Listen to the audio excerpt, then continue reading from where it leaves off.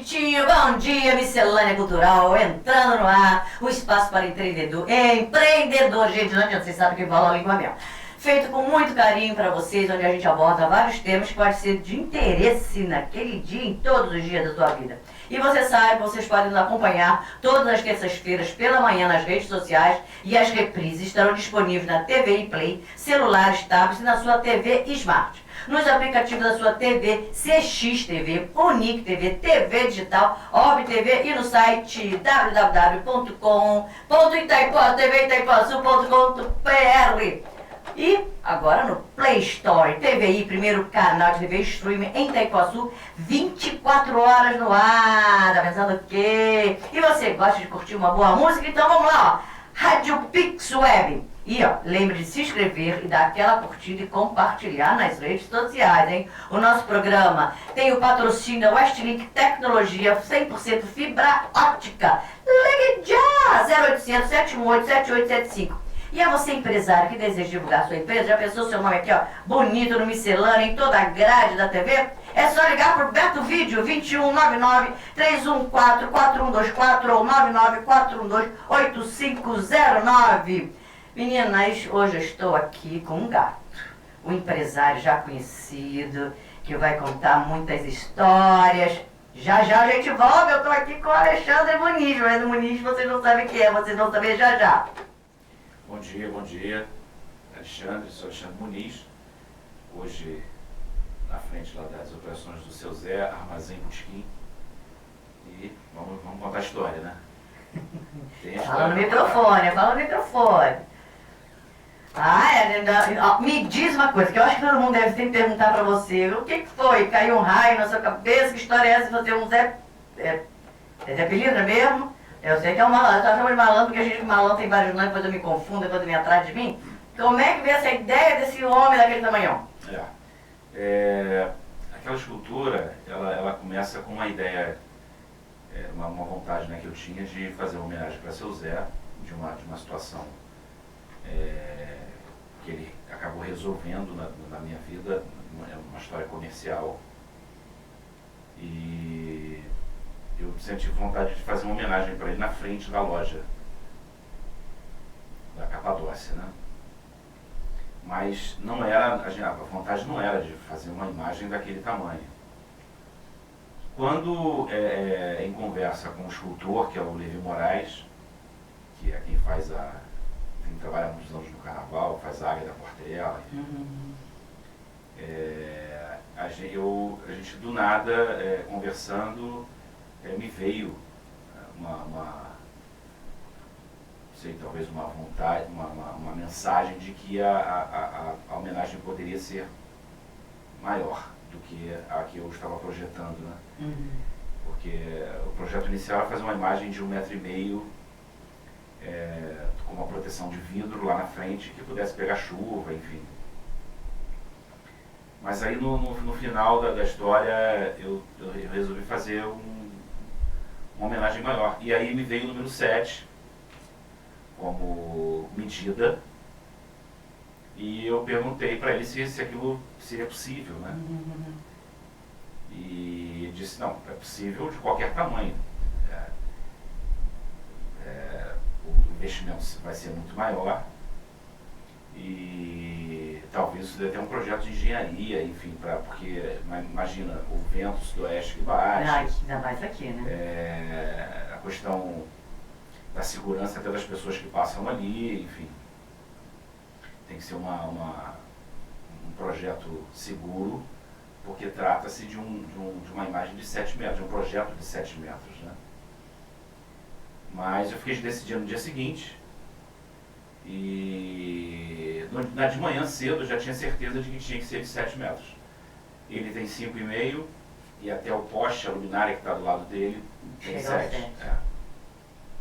E aí no dia seguinte eu decidi, eu já perguntei para ele, pedir para ele fazer um orçamento de quanto ficaria, confesso que mexeu as estruturas. Não foi barato, mas eu tinha certeza que aquilo era o mínimo que eu poderia fazer por ele, e que no final de tudo eu ia ficar satisfeitíssimo com a homenagem. eu pedi muito para que a gente não sofresse nenhum tipo de discriminação, né, de retaliação, de vandalismo e tal, que a imagem não fosse atacada, enfim, por vândalos, enfim, ou outras pessoas que não estivessem de acordo, né, porque a gente tem, a gente como espírita é muito atacado, né? Não, e é uma coisa que a gente vê que em vez de diminuir, houve uma evolução a esse tipo de agressão, né? É uma coisa que já está aí, né? Todo mundo tem que aceitar o que a pessoa sente, a religiosidade. E esse preconceito, essa coisa se tornou uma coisa absurda, entendeu? Que você via isso lá no século passado e agora está retornando, né? É como se fosse, vamos voltar a perseguir as bruxas, vamos queimar as bruxas. É mais ou menos isso. Sim, sim. Quando você começa com essa intolerância religiosa, é voltando ao medieval, né? A minha cabeça pelo menos pensa assim. Exatamente. E o que a gente não percebe, e é exatamente o que a gente não percebe dos espíritas para as outras religiões, né? Esse ataque é muito menor. Então eu fiquei muito preocupado com isso. Mas graças a Deus até hoje a gente não teve nenhum problema com relação ao vandalismo nem nada. E a gente desenvolveu um projeto para colocar ali a parte de fundação, né? Ali tem que ter uma estrutura para poder aguentar aquele peso todo. Para baixo daquela escultura tem quase 3 metros de ferragem, de concreto para aguentar. E foi feito dentro do barracão, na própria Portela. Foi projetado os desenhos, né, como ele ficaria ali. Isso veio inteiro da Portela ou foi dividido em parte? Não, ele veio inteiro. Menino! Foi um caminhão enorme, muita gente. Imagina! Não, imagina, né? Seu Zé passeando pela ponte, ninguém deve ter ficado doido. As pessoas enlouqueceram ali. Ele veio envolvido num plástico bolha, mas dava para saber que era uma imagem, quem é da religião já imaginava que seria alguma coisa dele, assim, pelo formato e tal. Do jeito dele ficar apoiado, enfim, quem conhece imagens de Umbanda já imaginava que seria alguma coisa assim. Mas o que deu mais trabalho não foi nem transporte, o que deu mais trabalho foi a estrutura, preparar a estrutura para colocar ele ali, para receber. E no fim, porque a sua área totalmente, a sua área é marketing, né? A informação é de marketing. E aí, porque eu lembrei que você também teve lance de curso de inglês, você passou essa área, e aí, sempre o espiritismo sempre esteve junto, ou foi assim, Não, foi engraçadíssimo. Assim, minha formação é marketing, eu era gestor. Eu fui gestor durante muitos anos da indústria farmacêutica, na Roche, depois na Johnson & Johnson, e quando eu saí, eu entrei para a área de tecnologia. E aí vim para Itaipuaçu, eu tinha uma empresa pequena de tecnologia ali no São Bento, próximo ao curso IES, foi uma coincidência. E essa empresa de tecnologia, durante a duração dela, eu treinava os professores de universidades e escolas de idioma para dar aulas com essa tecnologia que eu vendia. Até que um dia, um grande executivo de uma das redes de cursos de inglês me perguntou por que se eu já estava inserido nesse contexto, por que eu não tinha ainda uma franquia.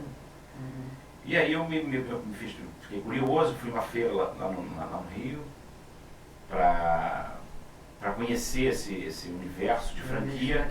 E aí aconteceu o investimento no curso IES. Né? Me lembro que foi até engraçado que foi a última franquia que eu visitei, e quando eu perguntei para o consultor qual seria uma cidade interessante para se montar uma franquia, eu me lembro que eu não tinha crachá, eu não tinha nada dizendo de onde eu era. E ele, lá no Rio, lá em Jacarepaguá, no Rio Centro, né, ele me falou, olha, eu não sei, não faço a menor ideia do que você pensa, de que região que você quer investir. Mas se eu que moro na Barra, se eu fosse colocar uma unidade hoje do curso, eu colocaria em Itaipuaçu. Bom, como eu estava falando do IES ao seu Zé. E com esse Zé você fez essa estátua, e daí você começou com samba ali em frente à loja. E aí você continuou com, eu esqueço, samba na praça, né? Como é que é essa história? Porque eu sei que seu Zé é o maior do mundo, né? Então agora, meu filho, ele vai ter que fazer uma loja maior que o mundo também. Me conta essa história aí. É engraçado, assim, quando a estátua, quando eu fui inaugurar a escultura de seu Zé, eu fiz por minha conta não sei se foi um churrasco, foi um salgadinho, enfim, eu me lembro da inauguração, exatamente. Fora. E aí começou a juntar muita gente, porque as pessoas ficaram curiosas, enfim. Hoje a imagem já está no Guinness, é considerada já a maior imagem de Umbanda do mundo a céu aberto. Olha que máximo! Então as pessoas ficaram enlouquecidas, tinha gente que passava e dizia que era Michael Jackson. Tem de tudo. E aí eu fiz uma confraternização ali, era mais pro pessoal que fez que desenvolveu o projeto, os amigos e tal, mas juntou muita gente. E aí logo depois, na sequência, vinha São Jorge. E aí eu resolvi fazer mais uma comemoração para São Jorge e levei a estátua de São Jorge, a escultura, lá para fora. Uhum. E aí eu já comecei a perceber que de 50 pessoas que tinham na primeira comemoração, já tinham umas 70, 80, indo para 100 pessoas ali em São Jorge. Aí eu falei, poxa, eu acho que isso pode dar um samba. A princípio era uma coisa modesta, uma coisa ali na frente mesmo, porque a gente não tem muito espaço. E eu falei, vou fazer um samba aqui. E aí, falei, bem, para fazer um samba, a gente tem que dar um nome pro samba, né? E aí, quando a gente inaugurou a escultura de seu Zé, eu lembro que eu dei um nome para aquele local ali. Aí eu mandei fazer uma plaquinha de praça, só que vai virar a pracinha do seu Zé Pilintra. Então, Praça de seu Zé Pilintra. Praça Zé Pilintra, né? E aí eu falei, já que o samba vai ser aqui na praça dele, então vou botar um nome de Samba na Praça, né? E aí a gente fez a primeira edição do samba lá. Só que nessa primeira edição, a escultura já estava muito conhecida, e aí já foi para quase 200 pessoas. Eu me lembro que a rua toda, foi uma loucura aquilo. Era uma loucura. Aí eu resolvi fazer a segunda edição. Aí na segunda edição, aí eu quase fui preso. Imagina, a postura bateu lá. A postura bateu, no final a polícia teve que ir, porque tinham mais de 300 pessoas ali na frente já. Invadiu a via, e aquilo era uma rodovia, né? Era uma RJ, né? Ali. E eu estava atrapalhando muito o trânsito. No final a gente conseguiu resolver, a gente remanejou lá as pessoas para o outro lado da pista, tiramos uma tenda que estava atrapalhando ali e a gente deu tudo certo. Mas ali eu descobri que já era impossível fazer um outro evento daquele tamanho ali. E aí eu parei de fazer, fiquei um mês sem fazer, mas enlouquecido com o resultado que aquilo deu. E aí, conversando com a minha esposa, com a Aline, a gente se perguntou, né, por que não, a gente tem um espaço grande, né, a nossa casa tem um terreno grande, uma natureza, graças a Deus, maravilhosa, uma vista bacana. E aí a gente resolveu fazer um teste de fazer a terceira edição lá em casa. A gente tem uma capela grande de São Jorge. A gente acreditou que ali tem uma energia legal e que dava para experimentar fazer uma edição ali. Quantas edições vocês fizeram na casa? Na casa, a gente vai para a 30ª edição agora, dia 14 de junho. Olha, anota aí, gente, 14 de junho, atenção na praça, não retornando lá para casa, hein? 14 de junho, a Casa Paraty. E lá em casa foram 28, né? 28, 28 lá em... Não, 28 lá em casa não. 25 lá em casa, 2 na pracinha Zé Pilintra e 3 lá no bar. E me diz uma coisa, aí foi em função do samba na praça que agora você fez como é que é o seu Zé Botequim? Ou o Botequim do seu Zé, como é que é o... Não, assim, o bar, ele teve duas situações que levaram a gente a criar o seu Zé Armazém Botequim. A primeira situação é que o mercado, o pequeno varejista, perdeu muito mercado para os grandes players, que são Mercado Livre, Shopee, etc. A gente começou a reparar que muitos itens que a gente vendia na loja, as pessoas estavam conseguindo consumir via esses canais, né? E aí o pequeno varejista perdeu muito mercado. Esse foi um dos motivos. E o outro motivo é que muita gente que entrava na loja, entrava sem enxergar que era uma loja de artigos religiosos e pedia uma cerveja. Olha! Incrível. Ah, por causa de se fazer lá na praça, ninguém achou que ali continuava sendo lá. Não sei porque a loja, a frente, a fachada é uma casa, não sei se remete ali a um botequim, um bar e tal, enfim. A gente já no balcão, a gente olhando para a pessoa bota uma mesinha lá fora, vê uma brama e 2 copos. Mas eu nem geladeira tinha na loja. Do nada. Vai ver que é seu Zé já chamando, né? E aí aquilo eu falei, não, só pode ser ele mais uma vez interferindo na nossa situação para a gente tomar um rumo diferente. E um rumo diferente não podia ser outro do que tornar aquilo ali um botequim. E eu morei muitos anos em Minas, né? Eu morei 10 anos em BH.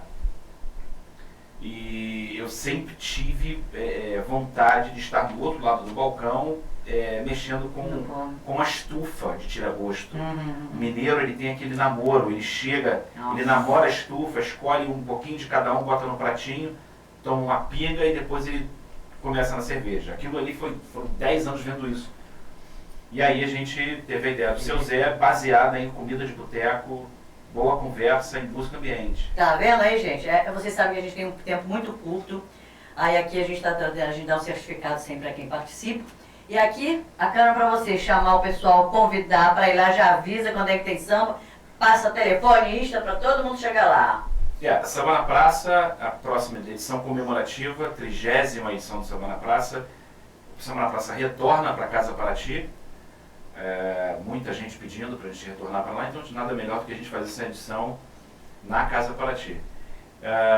Seu Zé Armazém Botequim, a especialidade é comida de boteco, chopp Brahma gelado com creme e cerveja gelada também. Ui, gente, olha, já sabe, dia 10, quando é que é dia 10? 14 de junho. 14 de junho, encontro vocês lá na praça, no Samba na Praça. Beijinho, beijinho! Tchau.